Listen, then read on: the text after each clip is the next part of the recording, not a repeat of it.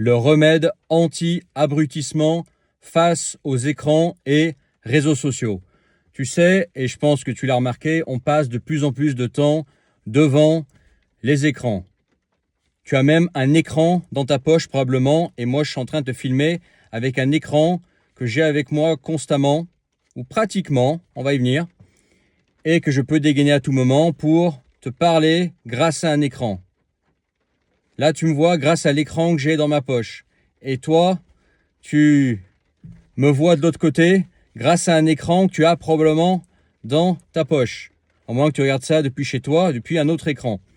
Mais en tout cas, l'écran aujourd'hui, c'est plus seulement les ordinateurs, les tours comme avant, les grosses télés. Maintenant, c'est les tablettes, c'est les ordinateurs portables et c'est même ton téléphone.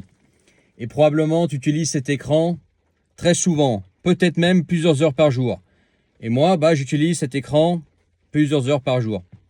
Je l'utilise pour lire, je l'utilise pour regarder des vidéos, je l'utilise aussi pour travailler. Ce que je suis en train de faire, tu t'en rends peut-être pas compte, mais aussi je suis en train de travailler là. Ça fait partie de mon travail, c'est une petite partie de mon travail. Le fait de filmer cette vidéo par exemple, et toutes les autres vidéos que tu me vois filmer depuis des années. Ok ?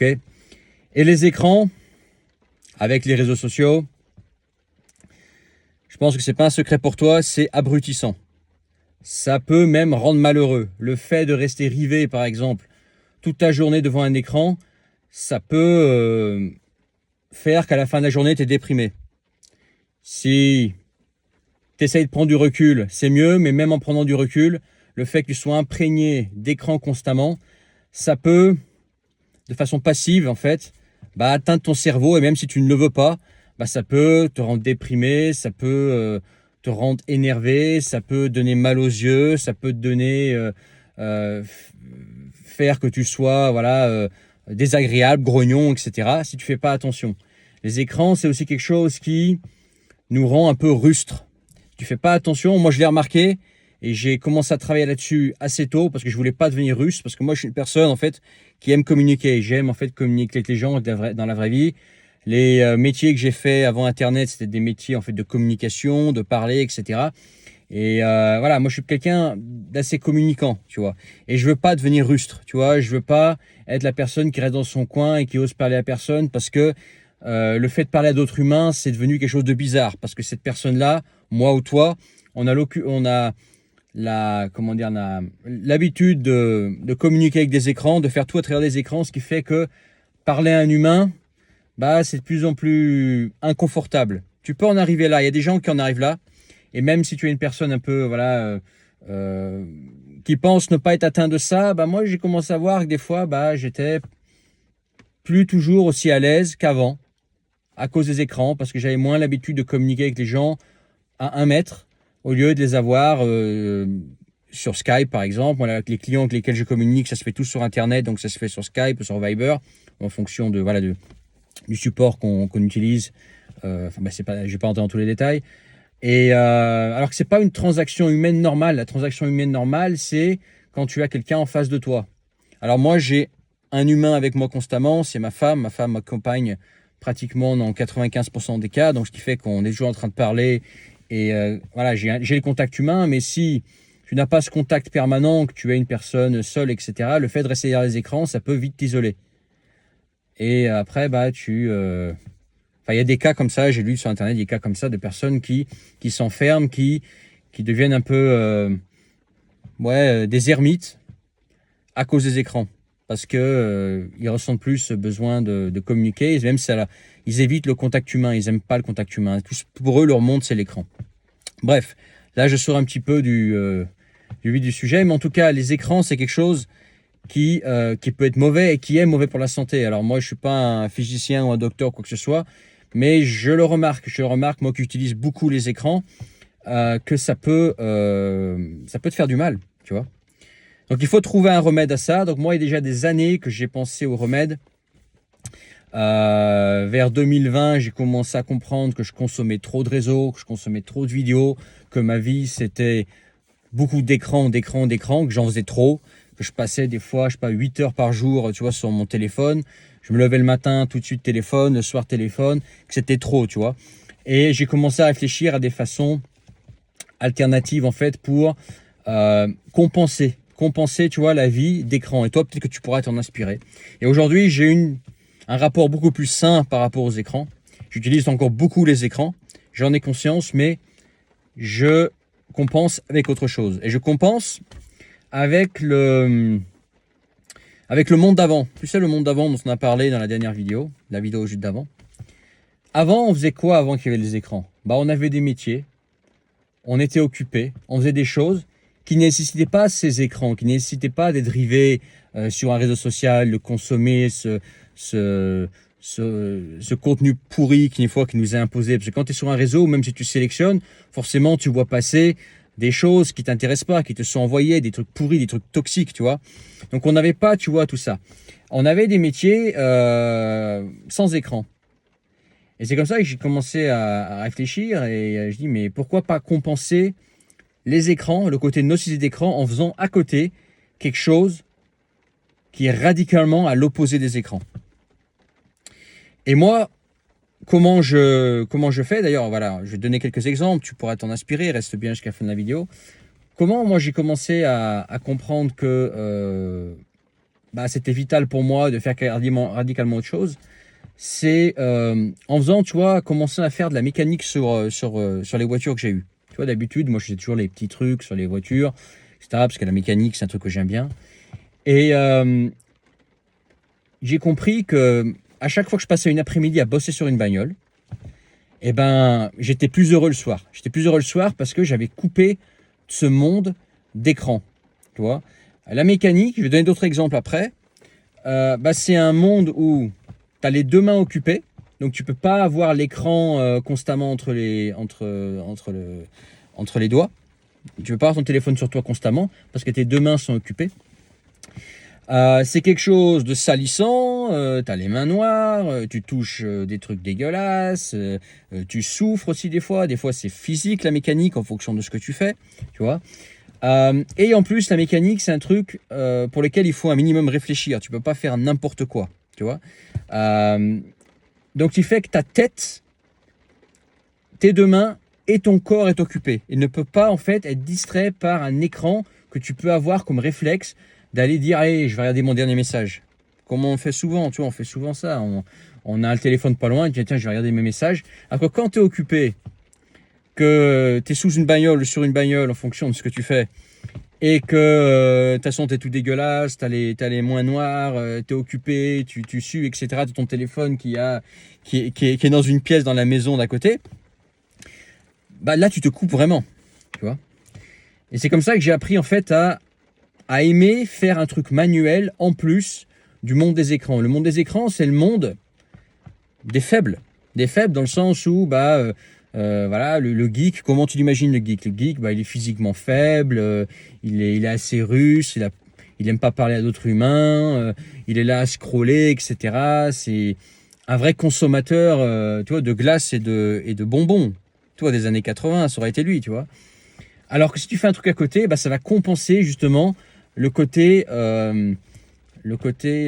nocif des écrans. Moi, c'est la mécanique, mais ça peut être autre chose. Par exemple, je donne des exemples. Ça peut être le bricolage chez toi. Si tu as une maison, le fait de retaper les trucs chez toi, ça va t'occuper beaucoup. 2, va falloir réfléchir, parce que des travaux, quand tu fais des travaux chez toi, j'ai dit bricolage, mais quand tu fais des travaux chez toi, tu peux pas faire n'importe quoi, il faut un minimum te renseigner, etc. Probablement sur un écran avant. Et ça va, voilà, le fait que ça va être assez physique, tu vois. Alors, ça dépend de ce que tu fais. Si tu fais de la peinture, c'est pas physique. Mais si par exemple tu refais un toit, ça peut vite être physique. Si tu fais la façade, ça va être physique, tu vois. Donc, tu es physiquement occupé, tes deux mains sont occupées, tu n'as pas besoin d'avoir ce téléphone à côté. Ce téléphone, comme il est, voilà, comme il est loin, tu n'as pas le réflexe d'aller checker tes mails et tes réseaux constamment, ou aller te distraire. Et c'est physique, tu vois. Alors, ça peut être des travaux chez toi, ça peut être travailler dans le jardin, le jardinage, par exemple, planter des arbres, passer des trucs à la tronçonneuse, couper des arbres à la tronçonneuse, ça peut être faire une haie, tu vois, ça peut être assez physique, ça dépend ce que tu fais. Égailler des arbres, par exemple, ça peut être creuser un gabot dans ton jardin, par exemple. Un gabot, alors, gabot, c'est une expression d'ici, mais ça peut être un petit étang, tu vois. Bref, un truc qui fait que bah, c'est à la fois salissant, physique, et que ça demande un minimum de réfléchir, tu vois, de devoir faire appel à la logique, de devoir en fait sortir de ce monde des réseaux. Parce que par exemple, quand tu cours, quand tu fais de la course à pied, tu cours, mais ouais, ton corps, lui, fonctionne. Ton corps, lui, fait de l'effort physique, mais toi, ta tête, elle n'est pas occupée. Donc, qu'est-ce que tu vas faire? Tu vas penser au réseau, tu vas penser à cette vidéo, tu vas penser à ce que tu as vu sur les réseaux. Finalement, tu ne vas pas sortir du monde des réseaux. Alors que quand tu utilises ta tête, quand quelque chose demande à ce que tu réfléchisses un minimum, là, tu vas vraiment te couper, tu vois, de tout cet Internet, réseau, etc. Tu vois. Et ce que je suis en train de dire, c'est valable si tu es un consommateur de réseau, quelqu'un qui fait que regarder des vidéos, être sur les réseaux et lire des choses, comme si, et c'est valable aussi pour les personnes qui travaillent sur les réseaux. Tu vois, quand tu travailles sur Internet, moi c'est mon cas, tu as besoin de te couper de ça, sinon ça peut devenir abrutissant, ça peut te rendre malheureux, tu vois. Donc comme je te disais, mécanique, moi c'est mon truc. Travaux, ça peut être le jardin, ça peut être par exemple le modélisme. Toi, ça, c'est un truc qui est devenu un peu ringard, tu sais, dans les années 90. Moi, j'avais des bateaux télécommandés, avions télécommandés, il y a aussi des hélicoptères, etc. Bon, faire du modélisme, faire des maquettes, faire une maquette, c'est quelque chose qui demande de la minutie, de la précision, il faut réfléchir, tu vois, tu ne peux pas faire n'importe quoi. C'est quelque chose, un moyen de t'occuper sans avoir ces réseaux dans ta vie, tu vois. Et ça permet de balancer, ça permet que oui, effectivement, tu as les réseaux dans ta vie, que tu les utilises pour travailler ou que tu les utilises pour consommer. Moi, je te conseille d'utiliser les réseaux pour travailler. Je vais y venir en fin de vidéo. C'est ce que je fais. Plus que pour consommer.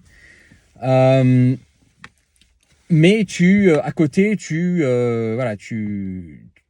fais travailler tes mains voilà, tu deviens pas un bras cassé, tu n'as pas deux mains gauches, tu sais te servir tes mains au moins dans un domaine. Pour certains, ça va être la plomberie. T'en as, c'est des bons plombiers. T'en as pour qui ça va être faire des travaux, qui sont très doués pour ça. Moi, par exemple, ça va être la mécanique, tu vois. Je me rends compte que je fais beaucoup plus de choses seul sur ma voiture que des mécaniciens qui sont qualifiés parce qu'ils vont vite, ils s'en battent les couilles, c'est pas leur voiture. Alors que moi, je vais prendre mon temps, je vais faire ça de façon soignée, je vais bien me renseigner avant, tu vois. C'est des moyens qui te permettent de devenir au moins bon dans un domaine qui n'a rien à voir avec ces écrans et ces réseaux sociaux et Internet, quoi. Et ça permet d'équilibrer ta vie. Ça permet d'avoir un équilibre. C'est comme, tu vois, l'équilibre ville-campagne. Si tu fais trop de ville, ou à un moment, tu as envie de campagne. Si tu fais trop de campagne, à moins que tu sois vraiment une personne qui aime la nature comme moi, tu as envie de ville de temps en temps. Tu vois, c'est un équilibre. Il faut un petit peu de ville, il faut un petit peu de campagne. C'est comme par exemple les saisons, tu vois. Et là, je suis heureux, tu as vu, il pleut. Il fait 16 degrés 5. Je suis heureux, là. Là, je transpire plus, là. Là, je suis heureux, là. S'il pouvait faire ce temps-là jusqu'à ce qu'il fasse vraiment froid, j'espère, quoi. J'ai pas envie d'avoir les fortes chaleurs, là. C'est bien que l'automne, cette année, soit arrivé tôt. Et j'espère que l'hiver arrivera le plus tôt possible, que je mette mes pneus neige et qu'il y ait beaucoup de neige sur la route. Que je puisse me faire plaisir. Et puis qu'on puisse faire du ski aussi. L'année dernière, il n'y avait pas de neige. Pas en moyenne montagne. Bref, voilà quelques remèdes anti-réseau social. Équilibrer sa vie avec autre chose, avec quelque chose qui va à l'opposé du tertiaire, du geek, du mec derrière son ordinateur et avec ses pompes cirées, son costard cravate. Non, là tu vas faire du travail sale, éprouvant et qui demande à réfléchir, mais sans être dans le monde des ordis et d'Internet. Moi, j'ai trouvé un équilibre comme ça et depuis, je me sens beaucoup mieux par rapport au réseau, etc. Pareil, si tu es professionnel sur Internet comme moi, que tu travailles sur Internet, moi, un truc que j'ai fait, c'est qu'avant, j'avais différents réseaux et j'avais des chats de partout. Maintenant, en fait, le seul moyen pour laisser des commentaires, c'est sur YouTube.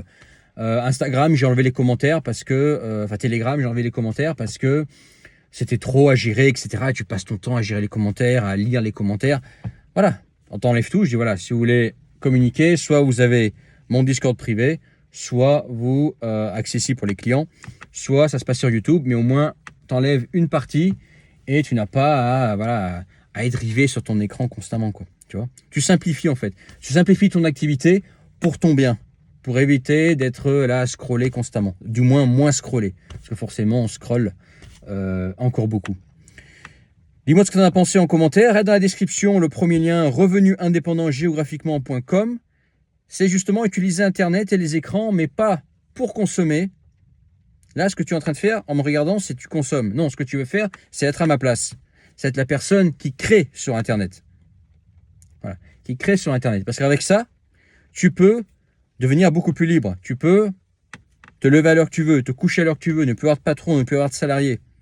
Aller te vivre en campagne si tu as envie de rester en France, ou aller t'expatrier si tu veux. Ça, c'est le bon côté d'Internet, c'est que ça permet d'avoir une grande liberté. Si tu utilises Internet en tant que créateur et non plus en tant que consommateur. Tu crées pour les autres et non plus tu consommes ce que les autres ont créé pour toi. C'est dans la description le premier lien revenuindépendantgéographiquement.com. Regarde si tu n'as pas encore été voir. Et tu pourras te créer un style de vie beaucoup plus sympa que voilà, le style de vie, probablement derrière un écran, à regarder un ordi pour un patron et se taper les bouchons et les aléas de la ville, etc. Voilà, bon évidemment, il faut travailler. Hein. C'est pas parce qu'on est sur Internet que c'est pas du travail. Et puis, mets ton pouce, j'ai déjà dit. Abonne-toi si ce n'est pas encore fait. Et partage. Et à très bientôt.